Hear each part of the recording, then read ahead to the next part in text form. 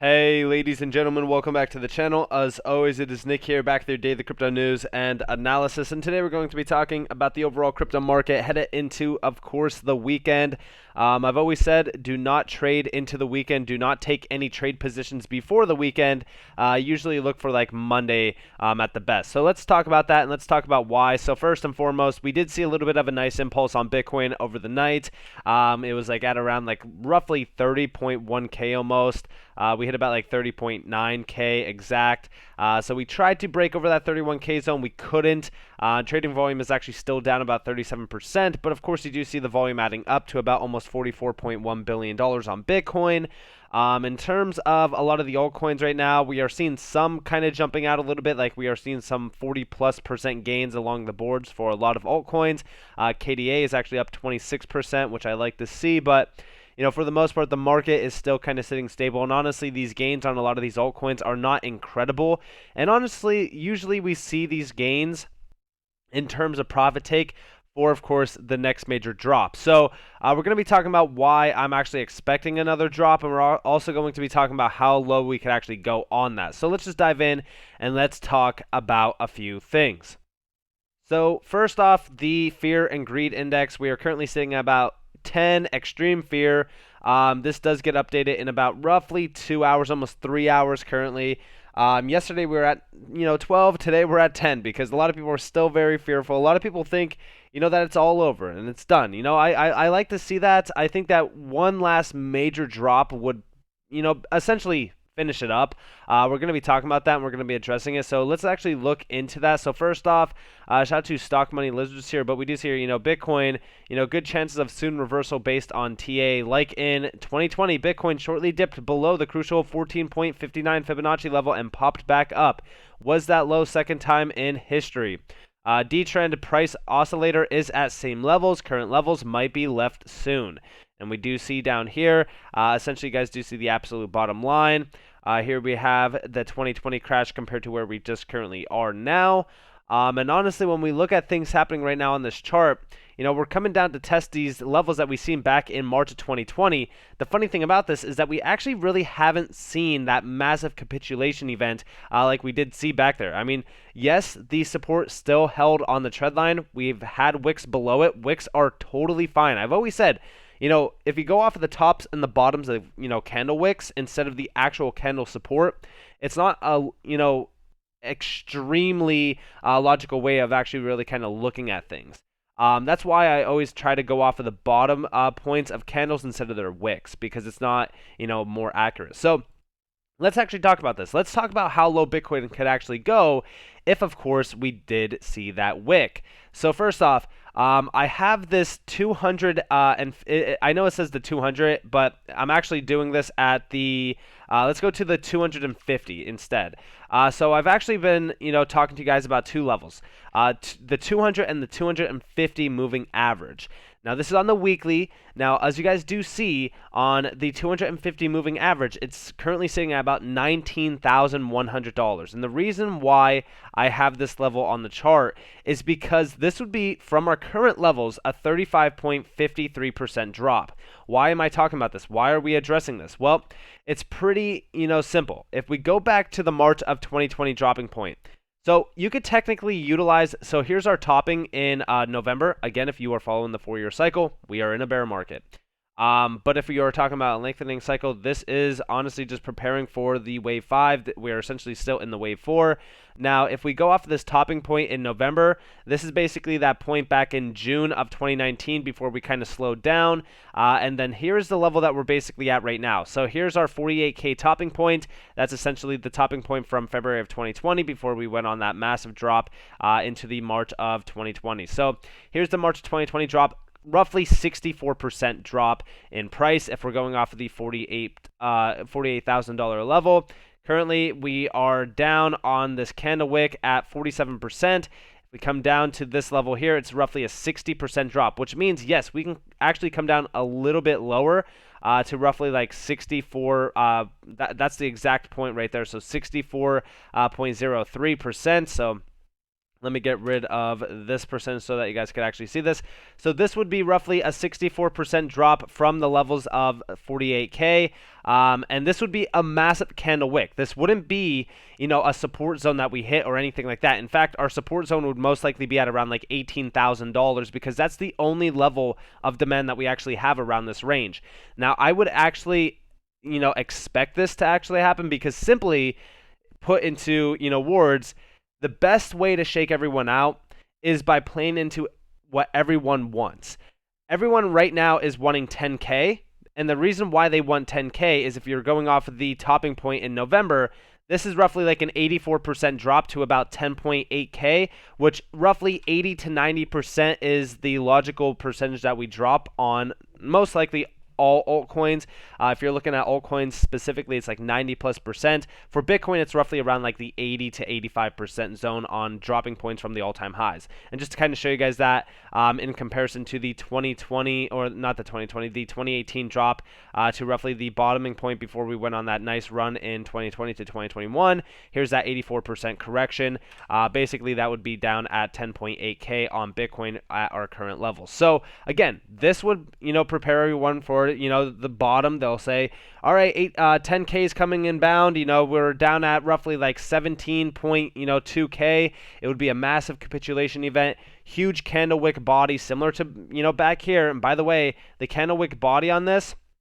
So from the candle wick body to the bottoming here. So it would be, so this is actually a little bit off. So there you guys have it. It's like 63%. Still around roughly the same point.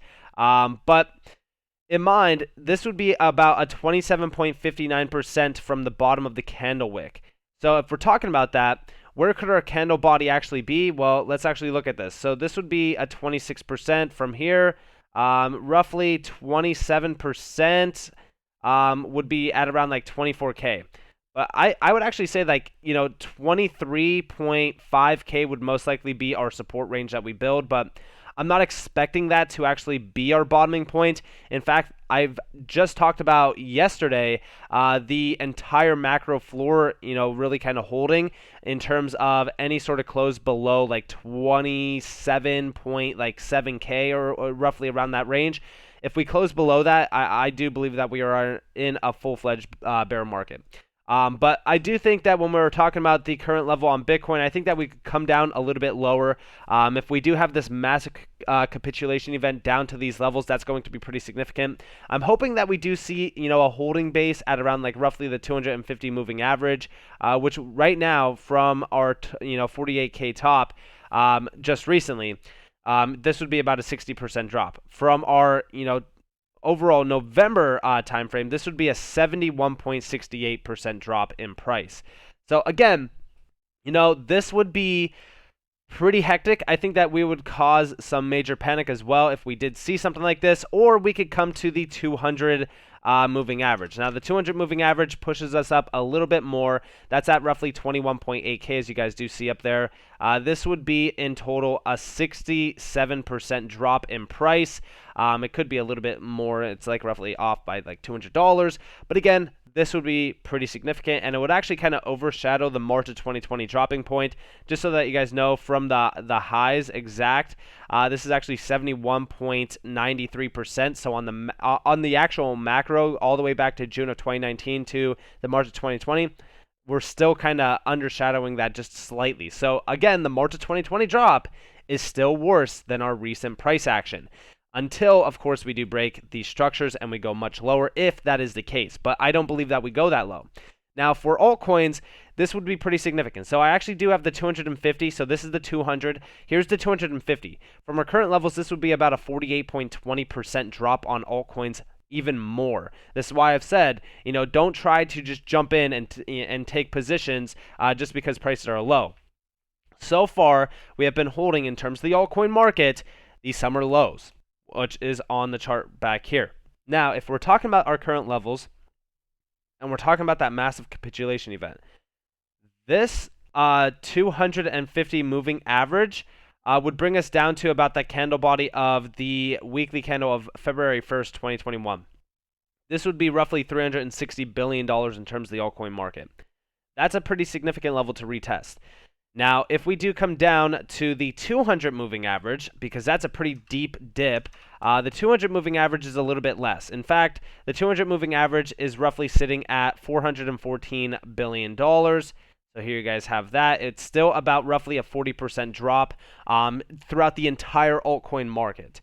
A lot of these altcoins, they could take a little bit of a deeper dip. I've said this about XRP. Like, I'm in currently a position on XRP. I took one yesterday. It was roughly on this deep dip below the 382. I do have a stop loss in mind on that. If we do hit it, then we hit it. I'm expecting this 24-cent zone to be targeted. We could come down a little bit lower to possibly like 22, almost 23 cents exact. If we do break this, then things do get concerning for XRP. Like, that's where we look at, some trades in the teens.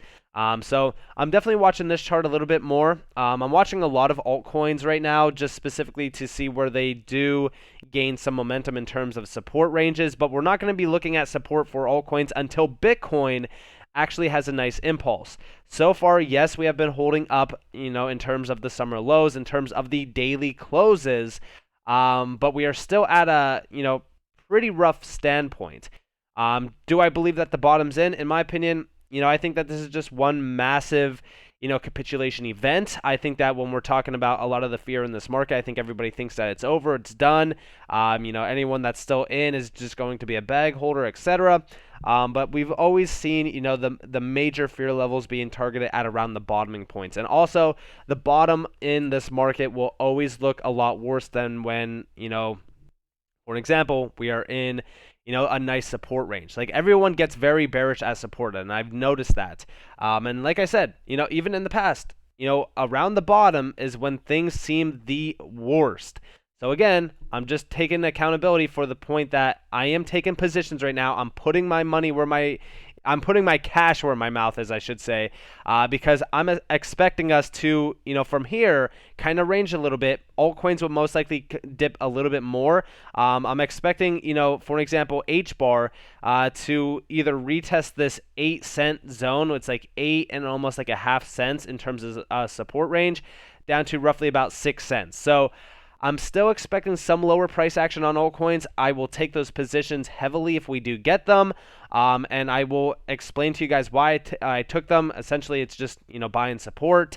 I never buy resistance. Like, for example, on Bitcoin, right? Like, we recently just came up to test like 31K on the daily.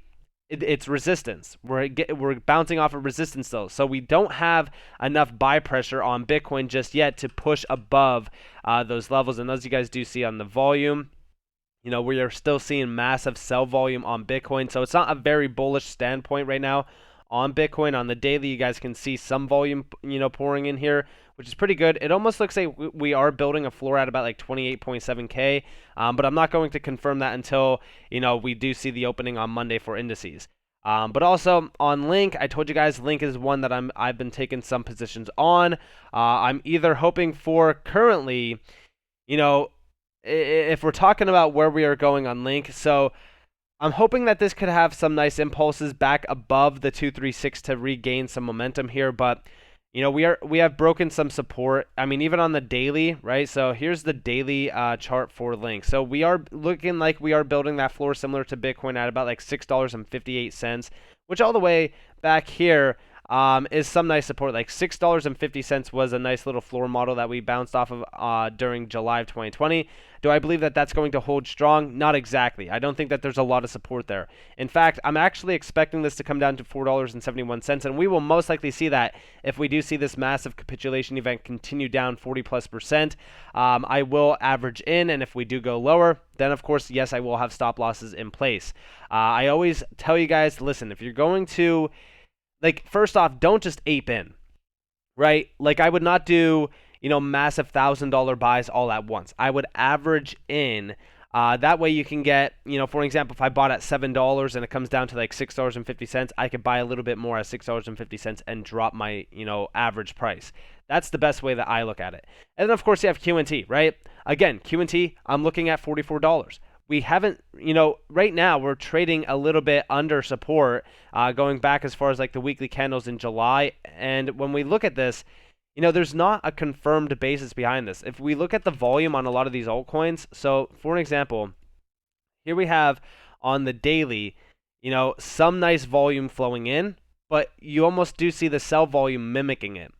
And I wouldn't be saying like, hey, this looks incredible here, because no, on the daily, we are still hitting resistance at the 236 level and rejecting off of it. So again, price action is not strong on altcoins. In fact, I'm, waiting to see some confirmation on Bitcoin before heavily aping in. Have I been averaging two altcoins? Yeah, 100%, because I've said multiple times, even on Twitter, like short-term price matters, but long-term, these prices will be a blur.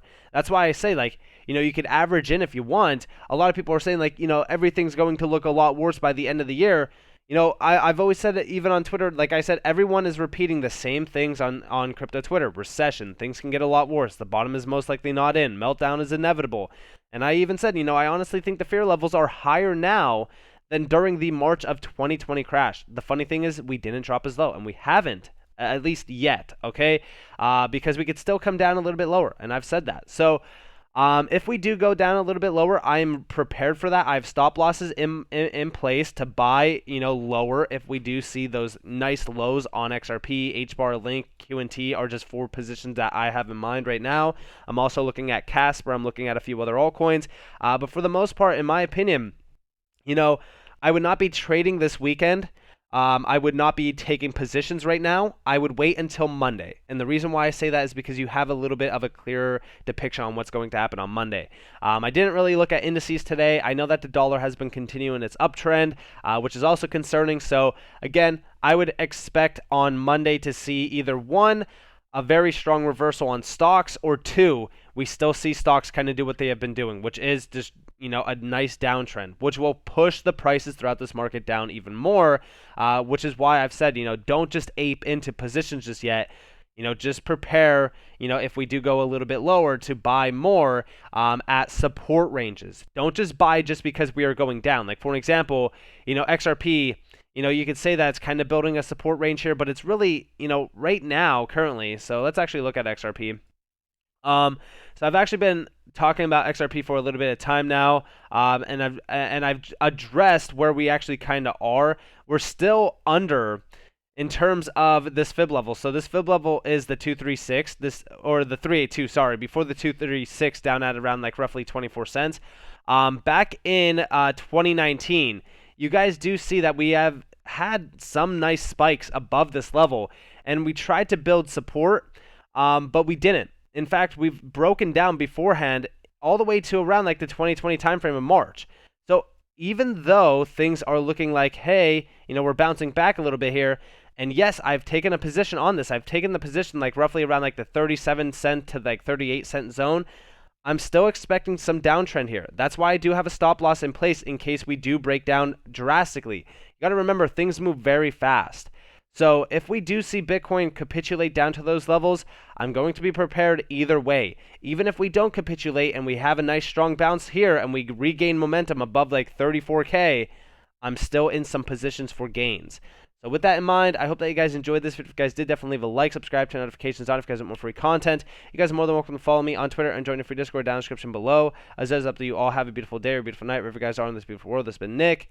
Peace out, guys.